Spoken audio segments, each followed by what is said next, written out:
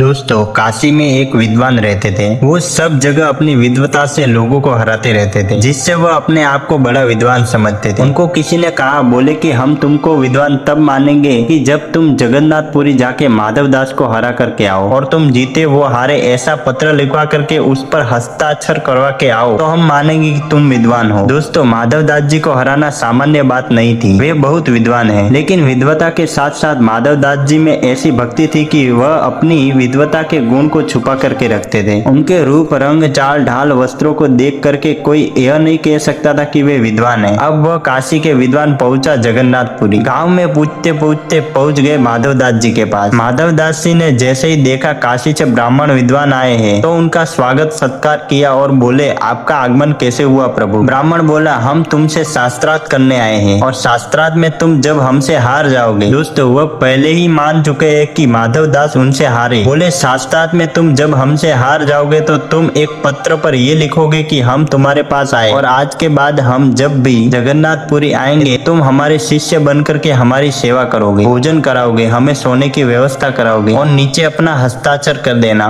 और अगर मैं हार गया, वैसे मैं हारूंगा तो नहीं, लेकिन मैं हार गया तो मैं भी तुम्हें लिख के दे दूंगा कि जब भी तुम काशी आओगे तुम्हारी सब सेवा मैं करूंगा। तो माधव दास जी बोले, शास्त्रार्थ करने की आवश्यकता क्यों है? मुझे सेवा प्राप्त होगी। आप बार बार जगन्नाथपुरी आकर के मेरे घर की प्रसादी पाएंगे, मुझे सेवा का अवसर देंगे, मेरा बड़ा सौभाग्य होगा। इसके लिए शास्त्रार्थ की क्या आवश्यकता? लाइए पत्र दीजिए, मैं लिख देता हूँ कि मैं हारा और आप जीत गए। आज के बाद मैं आपका चेला हूँ। आपकी भोजन की व्यवस्था, रहने सहने खाने की सब व्यवस्था मैं करूंगा। नीचे हस्ताक्षर कर देता हूँ। तो ब्राह्मण बोला, ओ नहीं नहीं नहीं, शास्त्रार्थ तो करना पड़ेगा। तो माधव दास जी बोले, शास्त्रार्थ नहीं, आप ले जाओ पत्र, आप जीते मैं हारा। क्योंकि दोस्तों, माधव दास जानते थे कि ये मुझसे जीत नहीं पाए, लेकिन इनको निराश करके थोड़ी भेजना चाहिए, इसलिए बड़े विनोद से पत्र में अपनी हार लिखकर नीचे हस्ताक्षर कर दिए। ब्राह्मण देवता रात में सोए, प्रसाद पाया, निकल गए काशी के लिए। काशी जाके विद्वानों को इकट्ठा किया और बोले, हाँ भाई, देखो तुम लोगों ने चुनौती दी थी ना, देखो मैं पत्र में लिखवा करके आया हूँ कि हरा दिया मैंने उसको। तो उनमें से एक व्यक्ति बोला, दिखाओ पत्र दिखाओ। माधव दास जी को हराना सामान्य बात नहीं है, वे बहुत विद्वान है। वो बात अलग है कि उनकी चाल ढाल, रूप, रहने से पता नहीं चलता कि वो विद्वान है, क्योंकि उसके अंदर भक्ति का स्वरूप ज्यादा है। तो वो ब्राह्मण बोला, अरे लीजिए पत्र पढ़िए, उसने खुद लिखा है। अब वह व्यक्ति खोल करके सभा के मध्य पढ़ना शुरू किया। तो उसमें लिखा था कि इस तिथि पर काशी के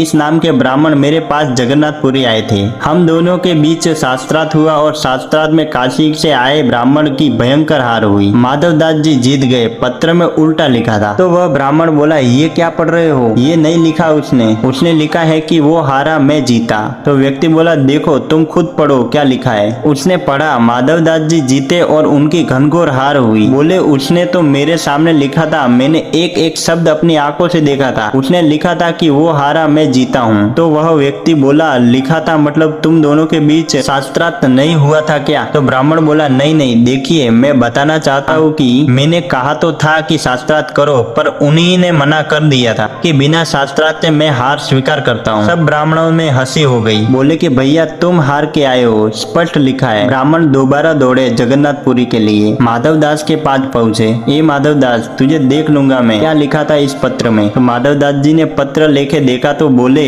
लिखनी तो मेरी और शब्द भी मेरे जैसे ही है, पर ये मैंने नहीं लिखा, मैंने तो हार लिखी थी अपनी, इसमें कैसे जीत गया मैं? ब्राह्मण बोले, अब ऐसा नहीं होगा, तुमको शास्त्रार्थ करना ही पड़ेगा, और शास्त्रार्थ में जो जीतेगा वो हारने वाले के मुख पर कालित पोत करके उसको गधे पर बैठा करके चप्पलों की माला पहना करके पूरे नगर में घुमाएगा, और हारने वाला चिल्ला चिल्ला करके बोलेगा कि मैं उनसे हारा, मैं उनसे हारा। सबको पता चलना चाहिए कि तुम हारे मैं जीता। माधव दास जी बोले, देखिए शास्त्रार्थ की जरूरत नहीं है, मुझे स्वीकार है, आप कालिक पोत दीजिए, मेरे गले में चप्पल की माला पहना दीजिए, गधा ले आइए, मैं बैठ करके पूरे नगर में ढिंडोरा पीटने को तैयार हूँ कि आप जीते मैं हारा। परंतु अभी मेरे दर्शन का समय है, मैं थोड़ा दर्शन कर आऊं जगन्नाथ जी का, आप जब तक कालित और गधे की व्यवस्था करो। तो ब्राह्मण बोला, हाँ तुम जाओ। फिर खुद गया, ढूंढ करके कहीं से गधा लाया और कहीं कहीं से कालिक स्याही इकट्ठी करी। इतने में ही माधव दास जी दर्शन करके निकले मंदिर से बाहर। अब दोस्तों हुआ ये कि जो बाहर आए वो माधव दास जी नहीं थे, स्वयं जगन्नाथ जी माधव दास जी का रूप धारण करके आए थे। माधव दास तो भीतर दर्शन कर रहे हैं। दोस्तों, ठाकुर जी जानते हैं कि माधव दास कालिद पोत करके गधे पे बैठ करके घूम आएगा पूरे नगर में, लेकिन मैं कैसे बैठने दूं अपने भक्त को गधे पर? मैं नहीं बैठने दूंगा। इसलिए माधव दास तो भीतर दर्शन कर रहे थे और माधव दास का रूप धारण करके जगन्नाथ जी बाहर आए और बाहर ब्राह्मण गधा लेकर के काली शाही लेकर कर खड़ा था। बोला, आओ तुम्हारा मुंह पोतू। तो माधव दास के रूप में ठाकुर जी बोले, शाही नीचे धर दो, पहले शास्त्रार्थ करो। ब्राह्मण बोला, तुमने तो मना किया था कि शास्त्रार्थ की जरूरत नहीं है। ठाकुर जी बोले, पर अभी जगन्नाथ जी का दर्शन करके मेरा मन बदल गया, अब तो मुझे शास्त्रार्थ करना है। अब दोस्तों, भगवान से कोई कैसे जीत सकता है? ऐसा शास्त्रार्थ हुआ,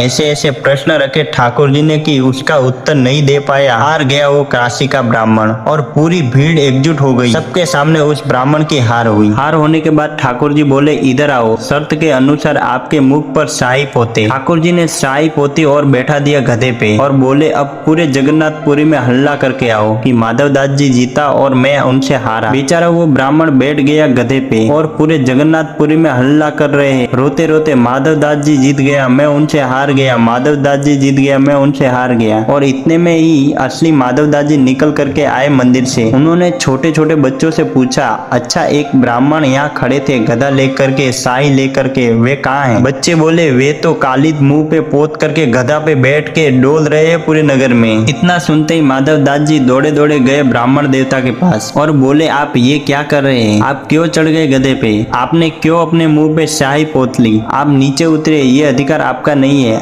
आप अपना मुंह पोछ लीजिए। अब वह ब्राह्मण झुक के बोला, नहीं नहीं माधव दास जी, मैंने अपनी हार स्वीकार कर ली। माधव दास जी बोले, पर आपने क्यों स्वीकार की? मैंने तो कुछ कहा ही नहीं, आपने क्यों स्वीकार की? ब्राह्मण बोला, अरे भैया, तुमने जो प्रश्न किए और मेरे प्रश्नों का जो उत्तर तुमने शास्त्रार्थ में दिया, उससे मैं तो तुमको गुरु मान चुका हूँ। माधव दास बोले, शास्त्रार्थ हुआ कब? अब माधव दास जी समझ गए कि ये किसने किया। दौड़ करके माधव दास जगन्नाथ जी के पास गए और जाके ठाकुर जी से लड़ने लगे। नाथ, ये आपने क्या किया? बेचारे एक ब्राह्मण आए थे, केवल उनको जीत की भूख थी। वो केवल अपने जीवन में एक चीज कमाना चाहते थे कि उनसे सब हार गए। मैं देने को तैयार था अपनी हार, आपने क्यों नहीं देने दिया? महाप्रभु जगन्नाथ बोले, दुनिया का कोई और व्यक्ति देता तो मुझे कोई असर नहीं पड़ता, पर मेरा भक्त क्यों किसी से हारे और मेरे रहते हुए कैसे हार सकता है, मैं ये नहीं देख पाता। अरे तुम सामान्य ब्राह्मण होते, विद्वान होते, अपनी हार स्वीकार कर लेते, मुझे प्रसन्नता होती, लेकिन भक्त तो मेरा है, मैं कैसे उसे हारता देख सकता हूँ। और कुछ ऐसी ही नोकझोंक हुई।